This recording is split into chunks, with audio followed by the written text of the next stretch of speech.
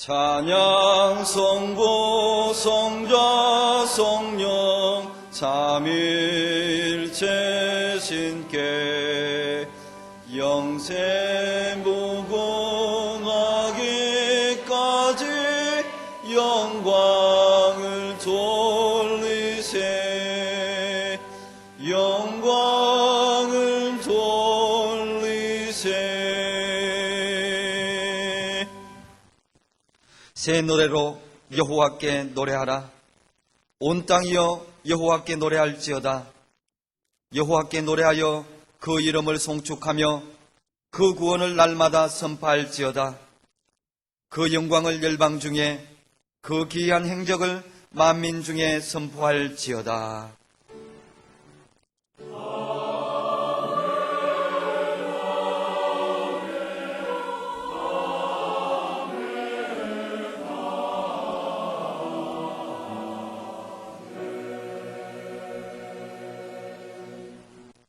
이 시간 하나님께서 우리에게 주시는 구약의 말씀은 민수기 14장 24절입니다.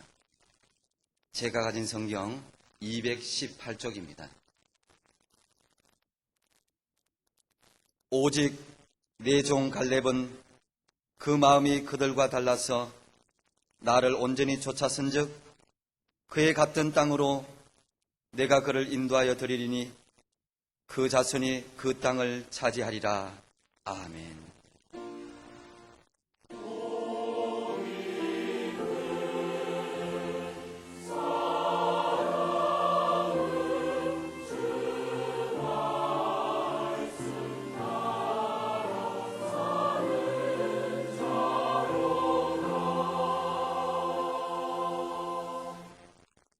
하나님께서 우리에게 주시는 신약의 말씀은 고린도후서 12장 7절에서 10절 말씀입니다.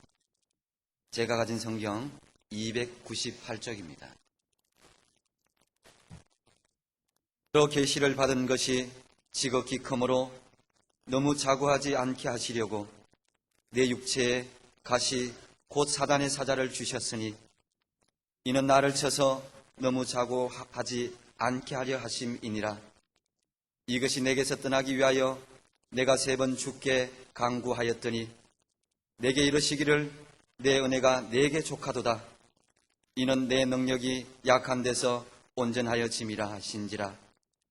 이러므로 도리어 크게 기뻐함으로 나의 여러 약한 것들에 대하여 자랑하리니 이는 그리스도의 능력으로 내게 머물게 하려 함이라.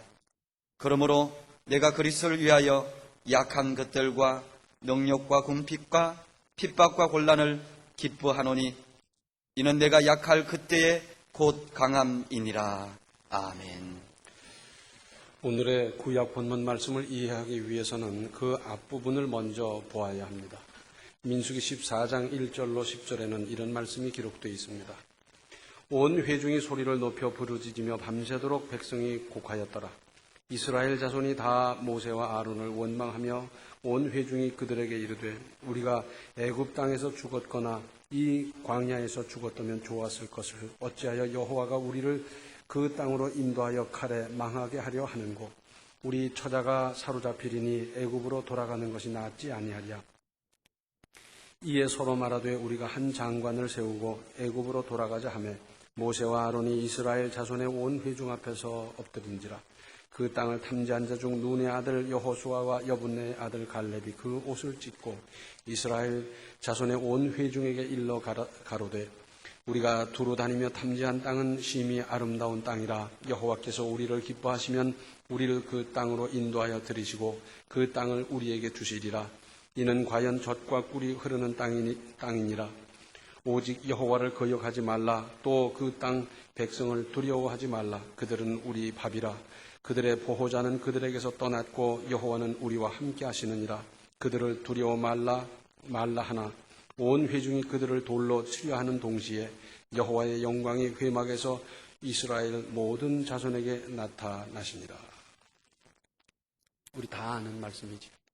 이스라엘 백성들이 애굽에서 나와서 신광야를 다 지나 가데스 바네아에 이르고 거기서 각 지파 중에서 똘똘한 사람 한 사람씩을 뽑아서 가나안 땅을 탐지하러 보냈더니 10사람이 와서 이제는 틀렸다는 거예요.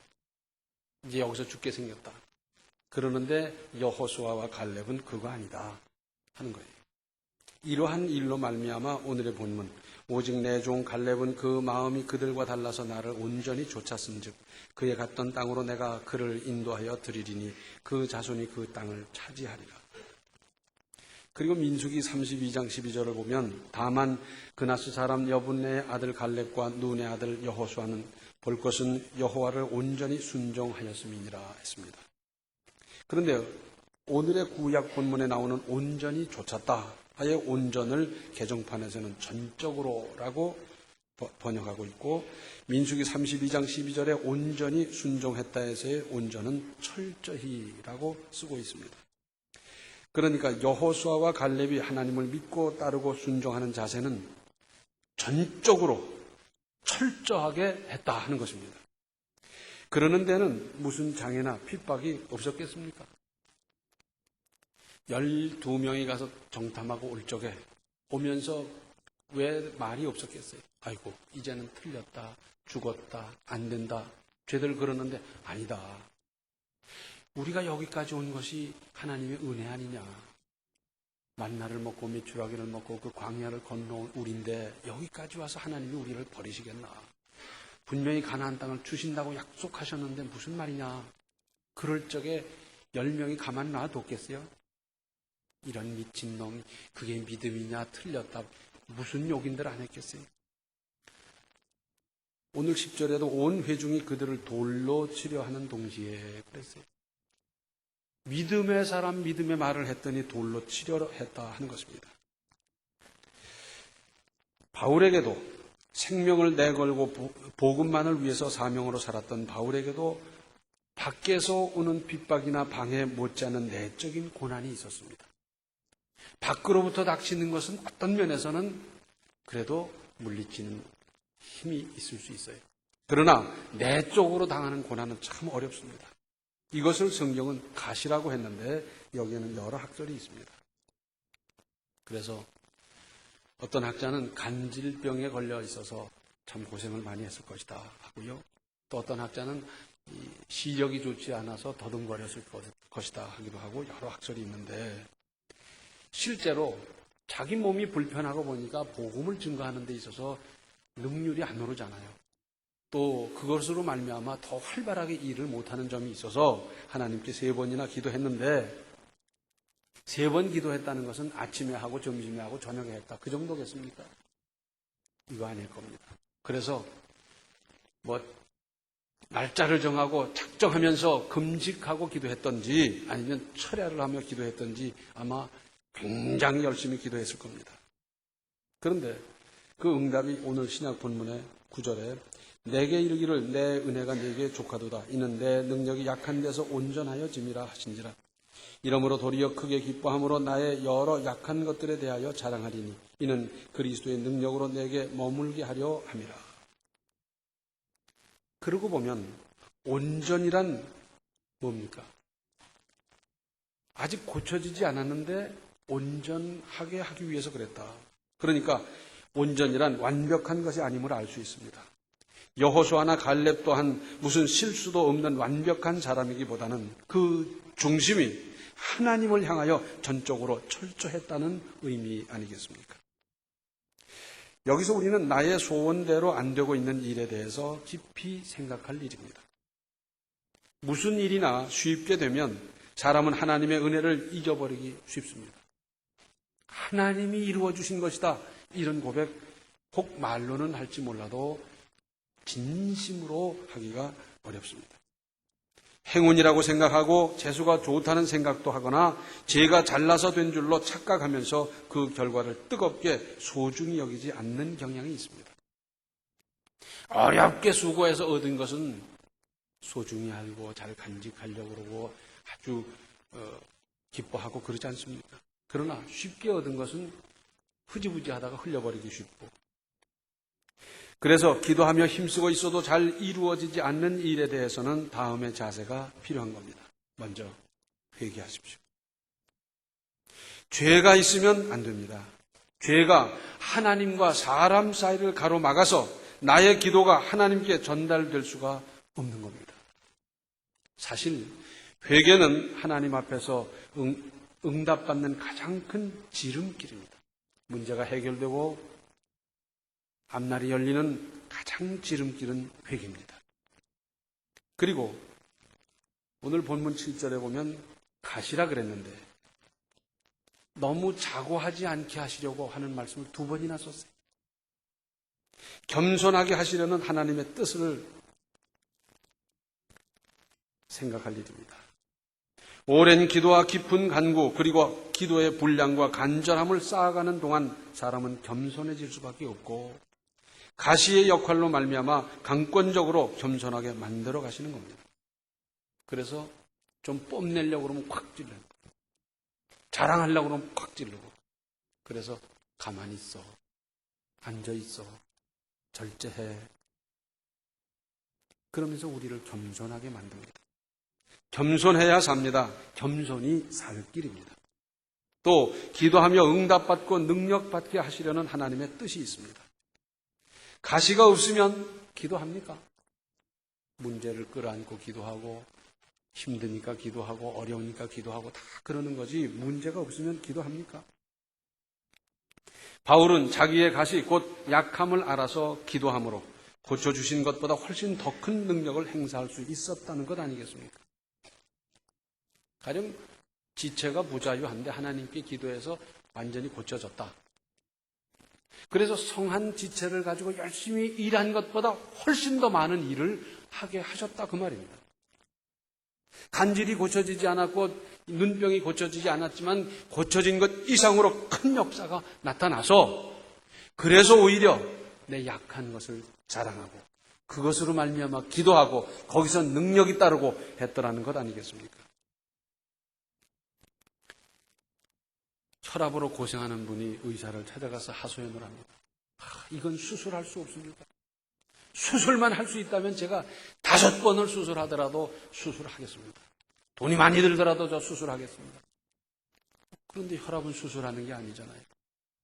그랬더니 의사가 명답을 해줬어요.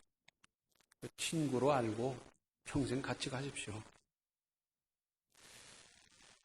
가시 마찬가지로 소중히 알아서 잘 건사하고 잘 달래가면서 사랑하며 살아가는 거예요. 거기에 능력이 있고 거기에 은혜가 있고 거기에서 역사가 있을 것을 기대하고 또한 체험하면서 사는 겁니다. 전도서 1장 8절 하반절을 보면 눈은 보아도 족함이 없고 귀는 들어도 차지 아니하는도다 했어요. 이 말씀이 뭡니까? 사람의 욕심대로 하면 만족이 없다는 거예요. 어떤 것 가지고도 만족할 수가 없어요. 물질을 추구했는데 물질에 만족이 있겠습니까? 지위를 추구했는데 지위에 만족이 있겠습니까? 대통령이 되고 나서도 더 하려고 그러고 다 그러잖아요.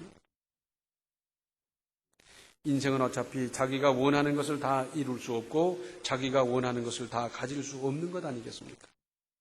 사람을 만드신 하나님께서 사람의 마음이나 생각과 그 길을 오죽 잘 알고 그렇게 섭리하고 계시겠습니까? 그래서 예수께서도 당신은 참혹하고 처절한 고난이지만 나의 원대로 마옵시고 아버지의 원대로 되십사 하지 않았습니까? 고린도후서 3장 5절을 보면 우리가 무슨 일이든지 우리에게서 난 것 같이 생각하여 스스로 만족할 것이 아니니 우리의 만족은 오직 하나님께로서 났느니라. 내가 혹 흡족한 일이 생겼다고 할 때 그것이 내가 만든 거냐 그 말입니다. 하나님께서 은혜 주셔서 흡족할 수 있고 기뻐할 수 있고 만족할 수 있고 했지 내가 만든 게 아니지 않느냐. 뿐만 아니라 진정한 만족은 하나님께서 은혜 주셨을 때 오는 겁니다. 세상적으로 추구해서는 끝없는 갈증 속에서 살 수밖에 없지만은 하나님께서 은혜 주시고 보니까 감사합니다. 이것으로 만족합니다. 이것으로 지금 하나님께서 부르셔도 저는 원이 없습니다 할 정도 이 만족은 하나님 주시는 만족으로만 가능하다 하는 말씀입니다. 디모데전서 6장 6절로 8절을 개정판으로 보면 자족할 줄 아는 사람에게는 경건은 큰 이득을 줍니다. 우리는 아무것도 세상에 가지고 오지 않았으므로 아무것도 가지고 떠나갈 수 없습니다. 우리는 먹을 것과 입을 것이 있으면 그것으로 만족해야 할 것입니다. 우리 하나님께서는 만드신 사람을 얼마나 잘 아시는지 더 유익하게 하시는 하나님의 깊고도 깊으신 은혜를 헤아리는 믿음이 되십시오. 좀 부족한 것이 은혜고 좀 안 되는 것이 은혜일 수 있고 그래서 기도함으로 더 큰 능력을 받을 수 있도록 하나님께서 기틀을 마련해 준 이 깊은 하나님의 뜻을 헤아리면서 체험하며 살아가시기를 바랍니다. 기도하시겠습니다. 은혜로우신 아버지 하나님, 내 뜻대로 안 된다고 해서 얼마나 불평하며 살았던 저희들입니까? 믿음 없었음을 용서하여 주시고 오히려 안 되는 그 일로 말미암아 기도하는 가운데 더 큰 능력을 얻을 수 있는 이 길을 이제 깨달아 싸우니 이 길을 가게 하시고 이 길에서 은혜 받게 하시고 이 길의 체험이 따르게 하여 주시옵소서. 예수님의 이름 받들어 간절히 기도하옵나이다. 아멘. 나에게 은혜 주시기를 기뻐하시는 하나님의 깊으신 뜻을 받아들이십시오. 지금은 생명의 주 예수 그리스도의 은혜와 독생자까지 아낌없이 죄인을 위해서 보내주시는 하나님의 극진하신 사랑과 성령의 감화, 감동, 충만, 교통하심이 온전한 믿음이 되기로 저희들을 섭리하시고 인도하시는 그 모든 하나님의 뜻을 받아들이며 승복하며 결단하며 살기로 작정하는 모든 성도들 머리 위에 이제로부터 영원토록 함께 계시기를 간절히 축원하옵나이다. 아멘.